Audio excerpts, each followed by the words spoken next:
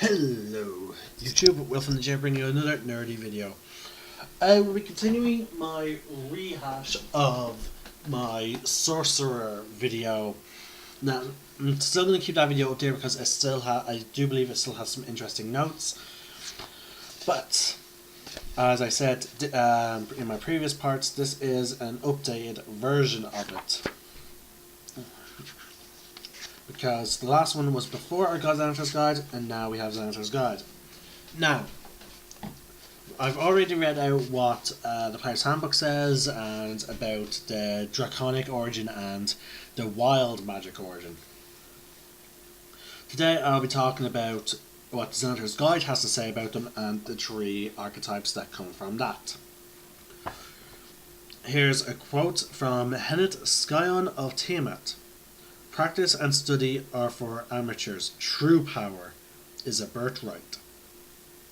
And again, this is in relation to the idea of the fact that sorcerers is, born with their magic. They don't study it. They made no pact. It's just that they're born with this power. When it comes to the drawing forward to their abilities in times of need, sorcerers have it easy compared to other characters. The power not only rests within them, but it likely takes some effort to keep it at bay.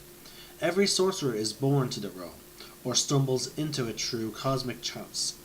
Unlike other characters who must actively learn, embrace, and pursue their talents, sorcerers have their power thrust upon them. Because of the idea of an innately magical being travelling among them does not sit well with many folk, sorcerers tend to breed mistrust and suspicion in others they come across. Nonetheless, many sorcerers succeed in overcoming that prejudice through deeds that benefit their less magically gifted contemporaries. Sorcerers are often defined by events surrounding the manifestation of their power. For those who receive it as an expected birthright, its appearance is a cause for celebrations. Other sorcerers are treated as outcasts, banished from their homes after a sudden terrifying arrival of their abilities. Playing a sorcerer character can be as worrying as it is challenging. The section below offers suggestions on how to flesh out and personalize your persona. Now again, as I said, each character gets generally 3 additional marks. Now, the sorcerer gets 4 in the form of your arcane origin, reactions, supernatural marks, and the sign of sorcery. And we'll cover each one now. Some sorcerers understand where their powers come from, based on how their abilities manifested. Others can only speculate, since their powers came to them in a way that suggests no particular cause. Does your character know the source of your magical power? Does it tie back to some distant relative, a cosmic event, or blind chance? If your sorcerer doesn't know where their power arose from, your DM can use this table or select an origin and reveal it to you when the information plays a role in a campaign. Alright, again, each one has 6 options. Your power arises from your family's bloodline. You are related to some powerful creature, or you inherited a blessing or a curse. Now that can work with several other types like Divine, Shadow, Storm, and whatever, especially Draconic. I feel like it would work very well with Draconic. You are the reincarnation of a being from another plane of existence. A powerful entity entered the world. Its magic changed you. Your birth was prophesied in an ancient text, and you are foretold to use your power for terrible ends. You are the product of generations of careful, selective breeding. You were made in a vat by an alchemist. Again, all good options and all can flesh out. I'm having a few options. I have a few ideas with Lux, and I will be discussing them with her player. Now, when a new sorcerer enters the world, either at birth or later when one's power becomes evident, the consequences of that event depend greatly on how its witnesses react to what's been seen. When your sorcerer's powers appeared, how did the world around you respond? Were other people supportive, fearful, or somewhere in between? Here are the option reactions. Your powers are seen as a great blessing by those around you, and you are expected to use them in service to your community. Your powers caused destruction and even death when they became evident, and you were treated as a criminal. Your neighbours hate and fear your power, causing them to shun you. You came to the attention of a sinister cult that plans on exploiting your abilities. People around you believe that your powers are curse levied on your family for past transgressions.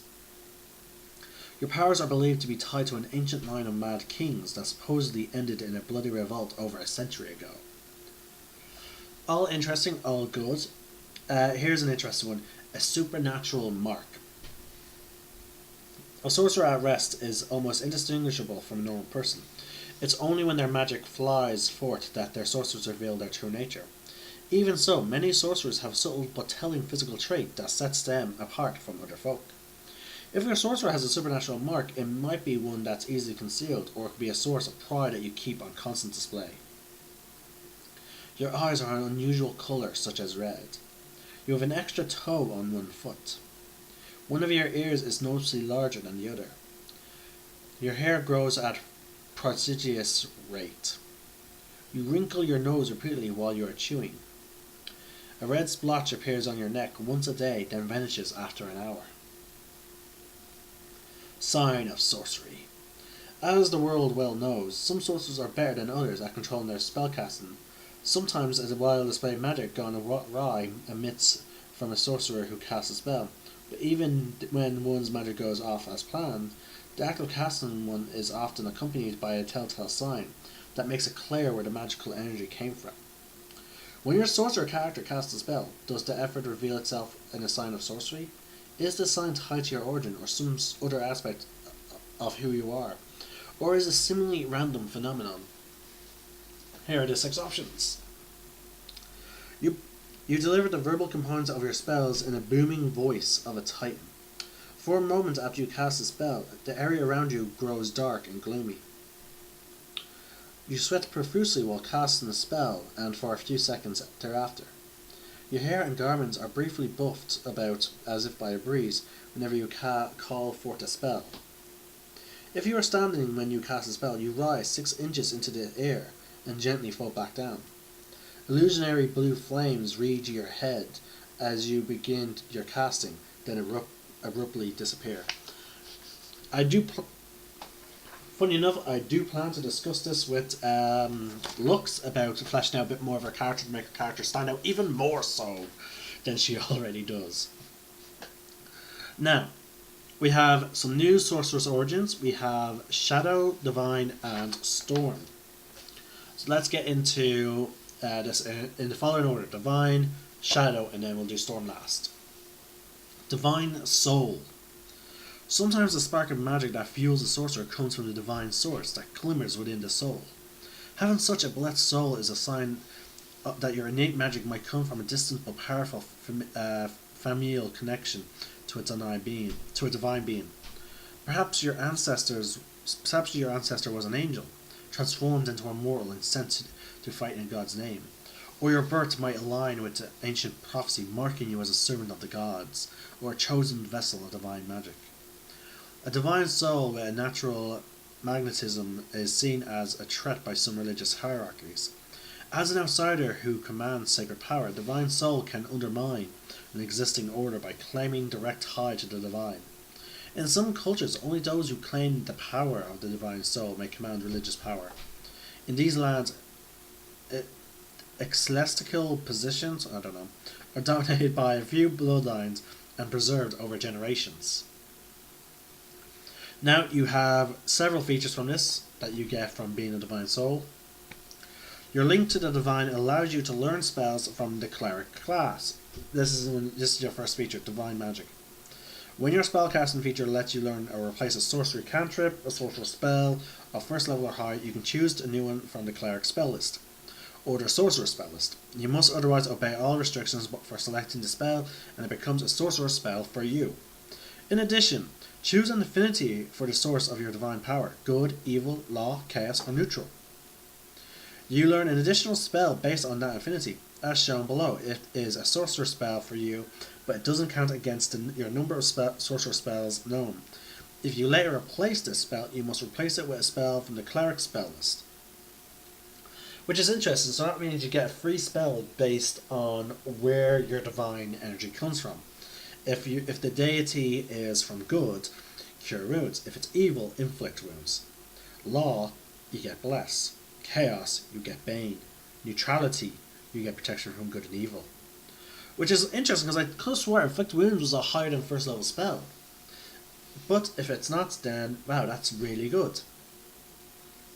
Now the second feature you get at level 1 is Favoured by the Gods. Start at first level, divine power guards your destiny. If you fail a saving throw or miss it with an attack roll, you can roll 2d4 and add it to the total, possibly changing the outcome.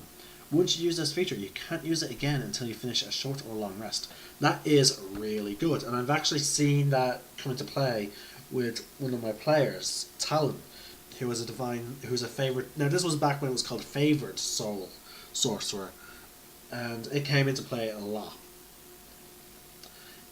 Empowered healing. Starting at 6th level, the divine energy coursing through you can empower healing spells.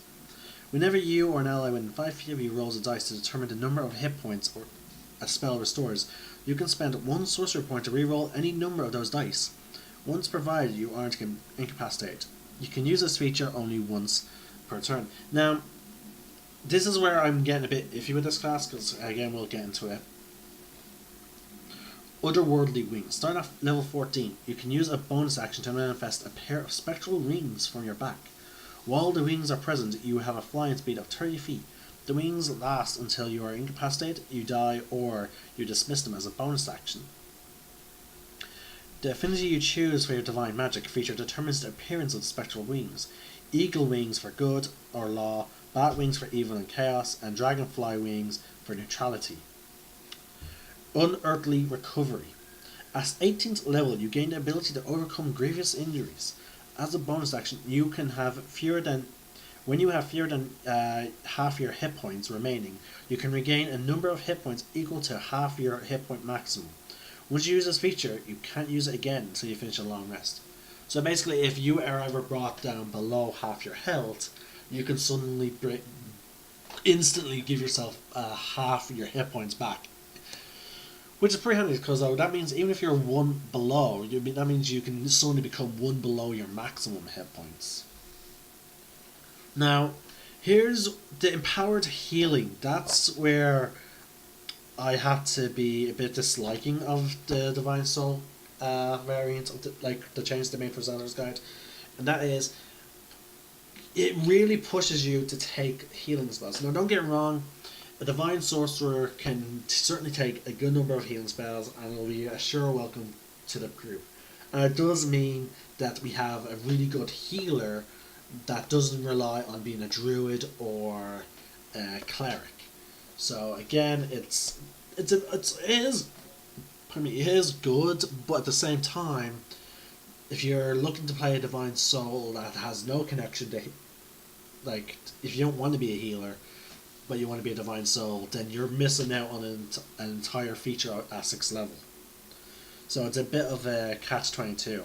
Now, mind you, though, if I was playing Divine Sorcerer, I would take healing spells regardless of the deity I'm going with, as the source of my power. And that was just because it'd be nice to be able to help people in my party, specifically my party. And again, you can always use your healing magic to heal yourself. So, the next is my favorite, Shadow Magic. You are a creature of shadow, for your innate magic comes from the Shadowfell itself. You might trace your lineage to an entity from that place, or perhaps you were exposed to its fell energy and transformed by it. The power of shadow magic casts a strange pall over your physical presence. The spark of life that sustains you is muffled, as it struggles to remain viable against the dark energy that imbues your soul.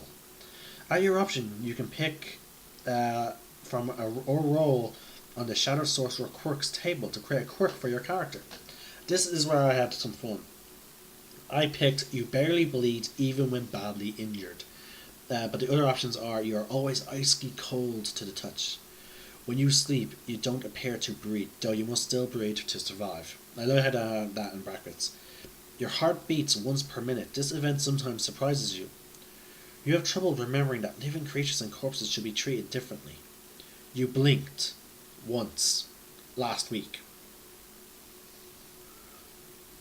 I like all of them. Because of my character being like, I like the idea of my character being like this hunter type of like dark swordsman type of situation. So I picked you hardly bleed, and that's why. And I multiclassed into Shadow Sorcerer for Loyal in the Friday game that I broadcast on this channel, because I like the idea that the dark energy from my patron, who's from the Shadowfell, is slowly affecting also me as a person. But anyway, let's get into the features. Eyes of the Dark. Starting at first level, you have dark vision with a range of 120 feet. When you reach third level in this class, you learn the Darkness spell, which doesn't count against your number of sorcerer spells known. In addition, you can cast it by spending 2 sorcery points or by expending a spell slot. If you cast it with sorcery points, you can see through darkness created by the spell.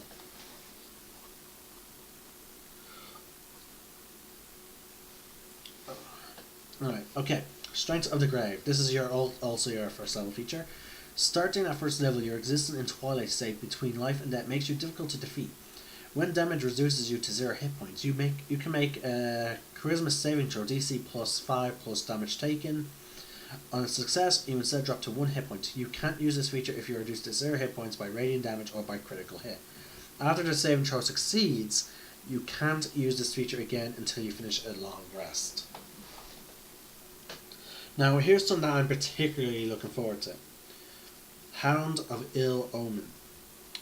At 6th level, you gain the ability to call forth a howling creature of darkness to harass your foes. As a bonus action, you can spend 3 sorcery points to magically summon a Hound of Ill Omen to target one creature you can see within 120 feet of you. The Hound uses the direwolf statistics, tells you where to find it, with the following changes. The Hound is size medium, not large, and it counts as a monstrosity, not a beast. It appears with a number of temporary hit points equal to half your sorcery level. It can move through other creatures and objects as if they were typical terrain. The Hound takes 5 force damage if it ends its turn inside an object. At the start of its turn, the Hound automatically knows its target's location. If the target is hidden, it is no longer hidden from the Hound. The Hound appears in an unoccupied space of your choice within 30 feet of the target. Roll initiative for the Hound. On its turn, it can move only toward its target by the most direct route, and it can use its action only to attack its target. The Hound can make opportunity attacks, but only against its target. Additionally, while the Hound is within 5 feet of the target has disadvantage on saving throws against any spell you cast. The Hound disappears if it is reduced to 0 hit points, or if the target is reduced to 0 hit points, or after 5 minutes.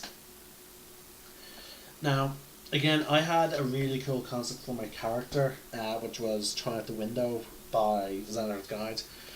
Originally, I was thinking of going Warlock 14 and Sorcerer 6, because I had to plan out my spells, and I didn't want to make sure that I end up completely messing up my character. So generally, I planned a roleplay. Not only did I plan a roleplay and reasons why I became a Shadow Sorcerer after being a Warlock, but also generally how I'm going to look by level 20. Now again, I have no idea what path I will level up in. I just know the end goal is this situation. Will my character start becoming more? Will my character level more into Warlock for a long while as he becomes more dependent on his patron, and then go into Sorcerer as he starts standing on his own 2 feet, or does he start harnessing this power himself, but then wants to continue his bond with his patron? Again, I didn't know the exact route I was going to go with. I just knew that the end result was going to be this. But yeah, but that was because I wanted 2 hounds. At the time, when I first made my character and we started broadcasting, it was during when Hexblade Warlock was a UA, not in Xander's Guide. So, yeah. I updated, and I am now strongly reconsidering my options, which I plan to look at my character. I might just go Warlock for the rest now. Okay, Shadow Walk. At 14th level, you gain the ability to step from one shadow into another. When you are in dim light or darkness, as a bonus action, you can magically teleport up to 120 feet into an unoccupied space you can see that is also in dim light or darkness. Umbral form. Starting at 18th level, you can spend 6 sorcery points as a bonus action to magically transform yourself into a shadowy form. In this form, you have resistance to all damage except for force and radiant, and you can move through other creatures and objects as if they are typical terrain. You take 5 force damage if you end your turn inside an object. You remain in this form for 1 minute. It ends early if you are incapacitated, if you die, or if you dismiss it as a bonus action. Storm Sorcery. Now folks, again, I on Shadow Sorcerer, I really like it. It's a really cool class thematically, and I would love to play some more. Possibly with a pure Warlock.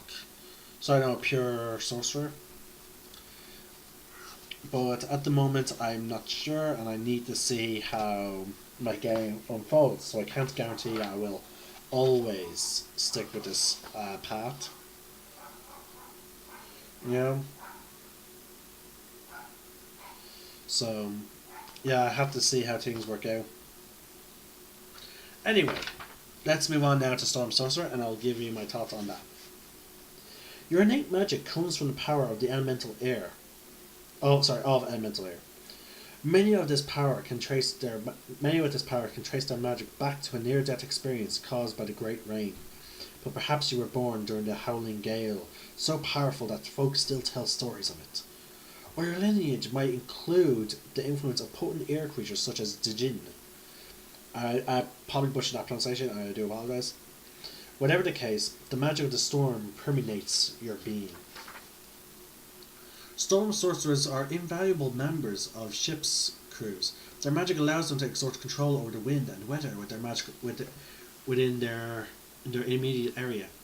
Their abilities also prove useful in repelling attacks by Shogun, pirates, and other waterborne threats. You have 2 features starting off. Wind Speaker. The arcane magic command is infused with elemental air. You can speak, read, and write primordial. Knowing this language allows you to understand and be understood by those who speak its dialects. Aquan, Aryan, Igan, and Taran. I'm guessing they're races. Temperous Magic. Starting at first level, you can use a bonus action on your turn to cause whirling gusts of elemental air to briefly surround you. Immediately before or after you cast a spell at first level or higher, doing so allows you to fly up to 10 feet without provoking opportunity attacks. Heart of the Storm. At 6th level, you gain resistance to lightning and thunder damage. In addition, whenever you start casting a spell at first level or higher that deals lightning or thunder damage, stormy magic erupts around you. This eruption causes creatures of your choice that you can see within 10 feet of you take lightning or thunder damage. Choose each time this ability activates equal to half your sorcerer level. Okay, so that's just constant. That is like... Now mind you though, the maximum creatures is based on your sorcerer level, half your sorcerer level, but you can do so as many times as long as you keep casting those spells. Storm Guard. At 6th level, you gain the ability to subtly control the weather around you. If it is rain, you can use an action to cause the rain to stop falling in a 20-foot radius sphere centered on you. You can end this effect as a bonus action. If it is windy, you can use a bonus action each round to choose the direction that the wind blows in a 100-foot radius sphere around you. The wind blows in that direction until the end of your next turn. This feature doesn't alter the speed of the wind.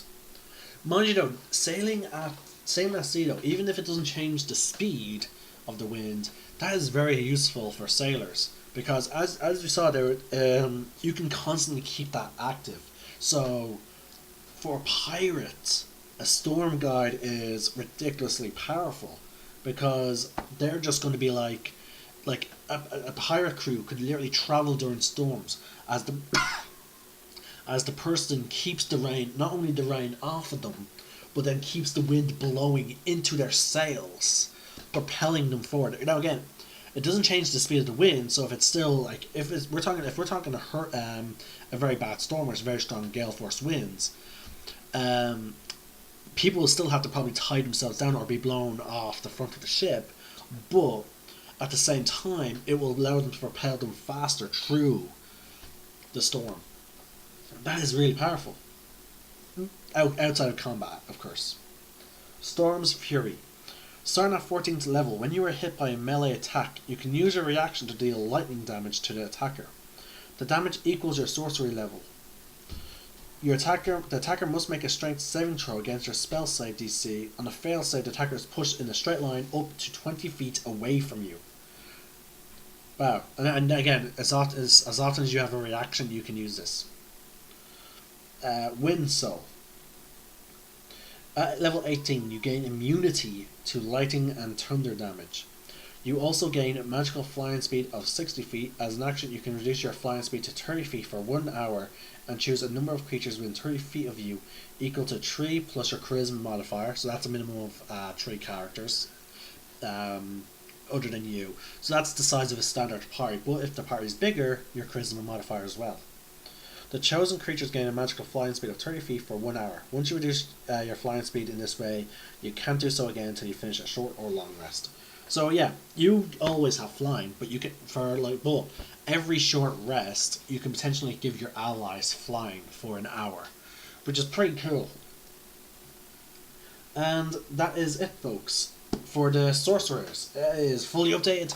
So next is my favorite class. It's probably going to be the longest videos, and that is focusing on the wizard. And we will get into that at some other point.